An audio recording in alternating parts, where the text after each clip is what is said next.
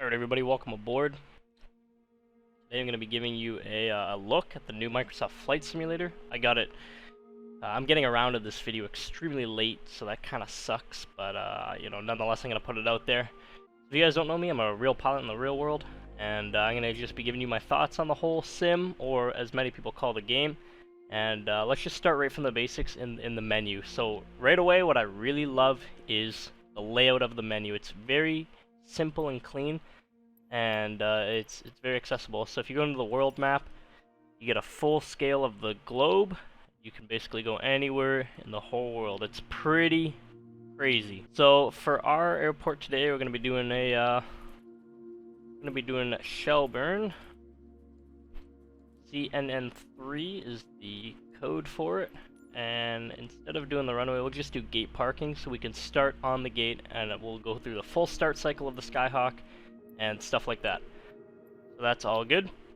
So for an aircraft, we're going to do Textron Aviation, the Skyhawk with the 1000 in it. I really wish with the default game, because this is the default game, that they had the 6-pack. The only 6-pack they got is in the 152, and to be honest, I don't really feel like flying the 152 right now. So we'll stick to the 172, and for those who are interested, like I said, this is the default version, and this is what you get in the default version. I'll just go through the whole list right now.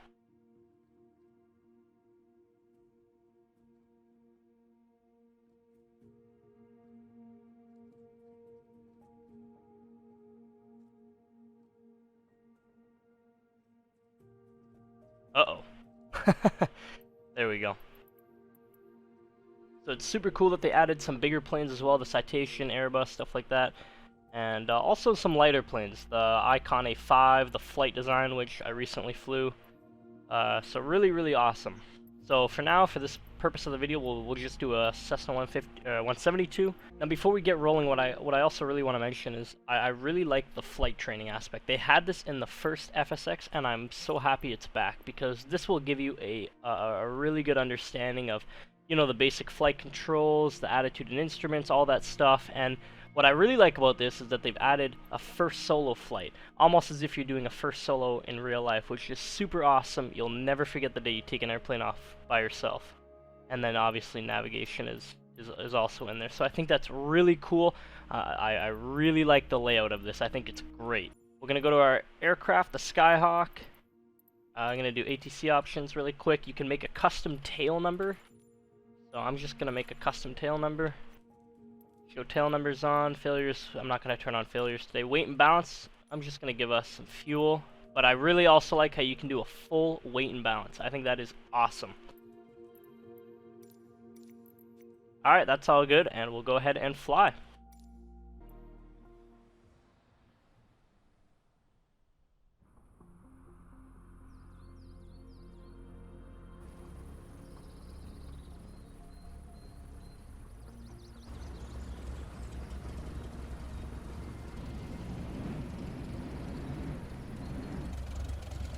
Alright, for some reason it started with everything on, so I just shut everything down so we can go through a cold and dark state here.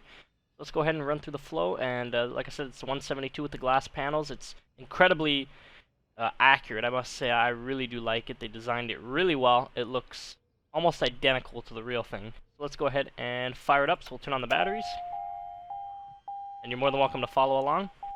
Wait for the Garmin screens to load up. Hit the little warning icon so you don't hear that warning sound go off. Beacon, nav. Go ahead and go. Mix is full. Trim is set for takeoff. Fuel selector's on the both. Fuel shutoff valve is in. And throttle will open it a little bit. Crop area is test. Okay. Crop area is clear. We'll go ahead and fire it up. And start.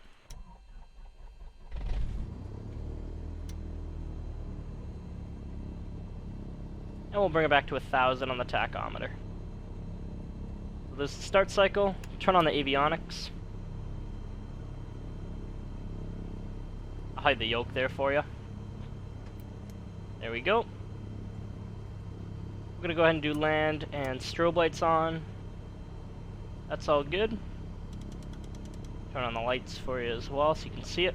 Alright, flaps are going to go 50 or 10 degrees. I really love the sound of the flaps when they come down. That's awesome. Park Merc's going to be off. And let's go ahead and take her up.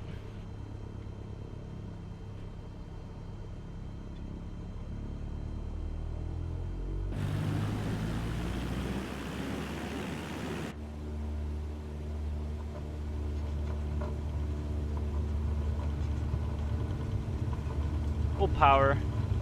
Now what I've noticed is I'm not really using right rudder a ton, and I don't know if it's modeled perfectly, but that's okay.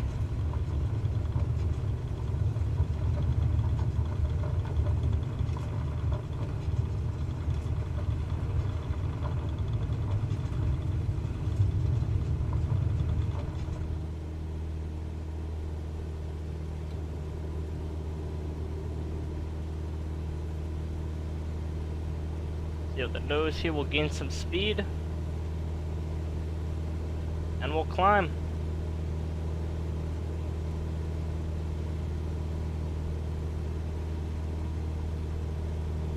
There we go. There's our climb.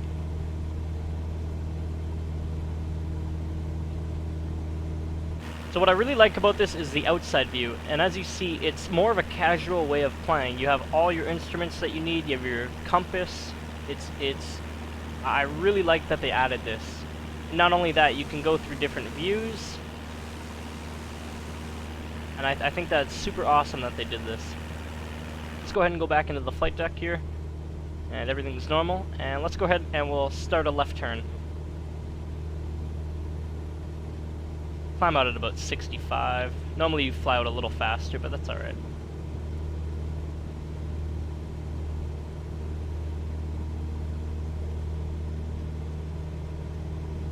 Now right away, I really love the graphics in this game. I know it has some problems, and I really hope they fix it soon, but the graphics are stunning. Like, you can be picky all you want about the minor stuff, you know, about the rudder and stuff like that, and you know, just a few errors that you may find, but you really have to give them credit because they did phenomenal with the way this this flies, or with the way this this runs. Sorry, is what I should have said. Alright, we're at 2500. We'll go ahead and level the nose out, let the speed build, and we'll throttle it back.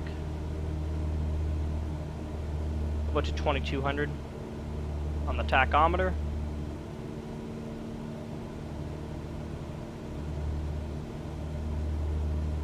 What I really loved too, and I noticed it right away, was the thermals almost, the hot air pockets that are throwing the aircraft around a little bit. That's really cool.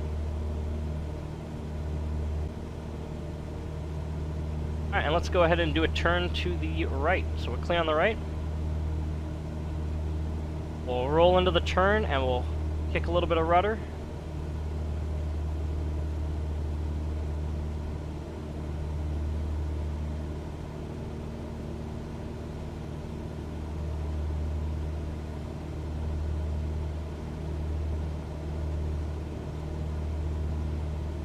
There's a 30-degree bank.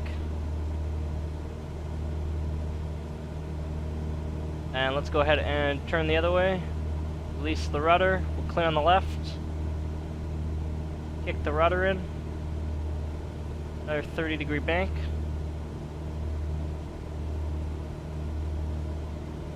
And let's go even steeper this time. Go to 45 degrees.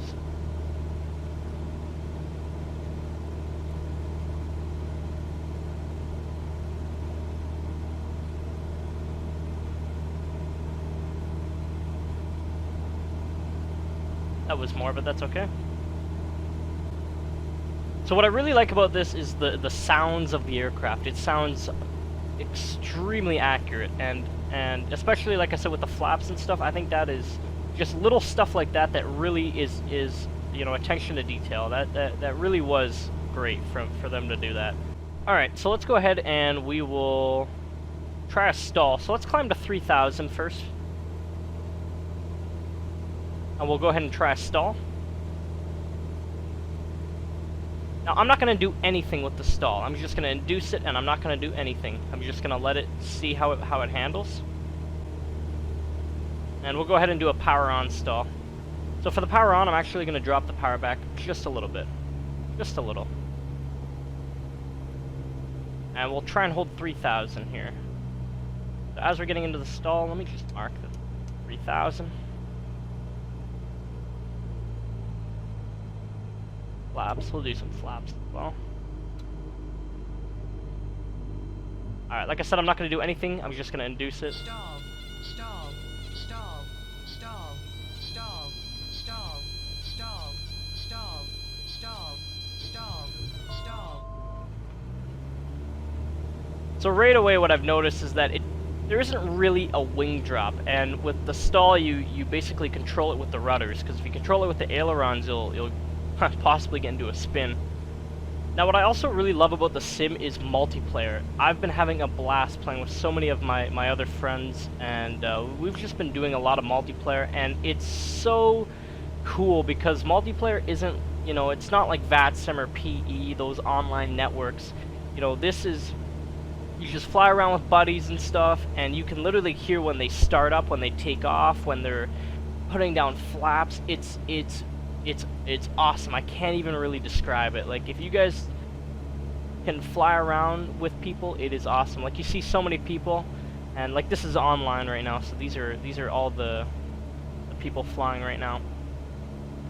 So let's try 2 landings here. Let's try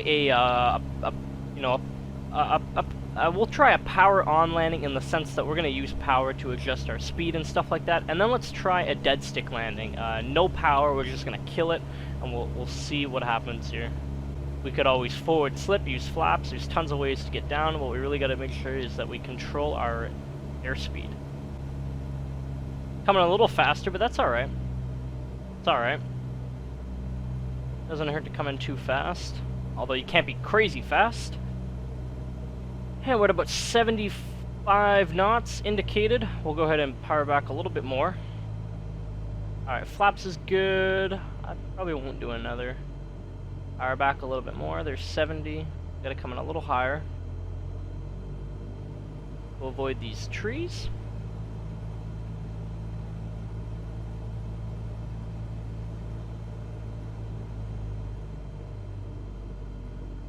And there we go. Power's coming to idle. We'll keep the nose down. Get a little bit more on center line. Kick out right rudder. Get inside the flare.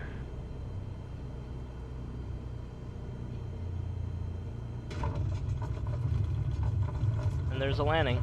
And we'll go flaps up.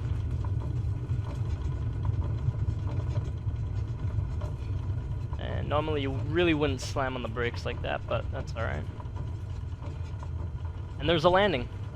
Let's go ahead and we'll keep the back pressure in to keep the weight off the nose gear, and let's go ahead and we'll go all the way to the end here, and let's try the other way now, and we'll do a dead stick on this landing.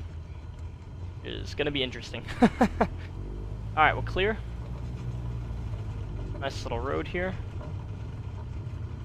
So the only thing I'm gonna say is, you know, it's really heavy on the computer. It takes a lot of CPU, I found. It's not, it does use your graphics card, but it's more CPU heavy as well, and you kind of have to balance it. What I really like to say is, you know, if anyone's thinking of this or X-Plane 11 and stuff, I think this has a lot more potential. X-Plane's been out for a long time now, and I truly think, obviously this is a new release, there's going to be problems, right? Just like with any game that comes out, but I truly think that this has a lot of potential.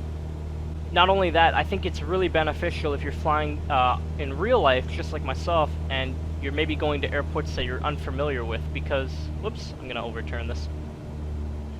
Because, you know, it's a 1:1 scale, and I think that is bizarre, but it's weird. Alright, we're really fast, so that's alright. Go ahead and kill the power.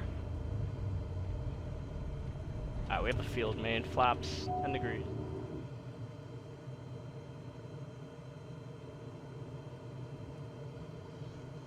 Go ahead and slip it again. Right rudder, left aileron this time.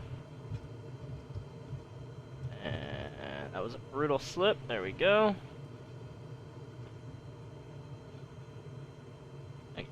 off. Hold it off, hold it off, hold it off right off the runway. There's a landing. Not bad.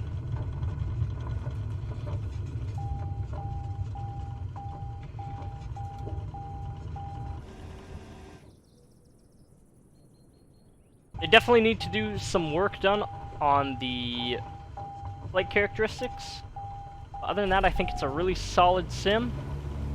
I think anyone interested in flying, I've said it before, I think simulators are the best way to learn. You got your full panel. Some things are in op that don't work.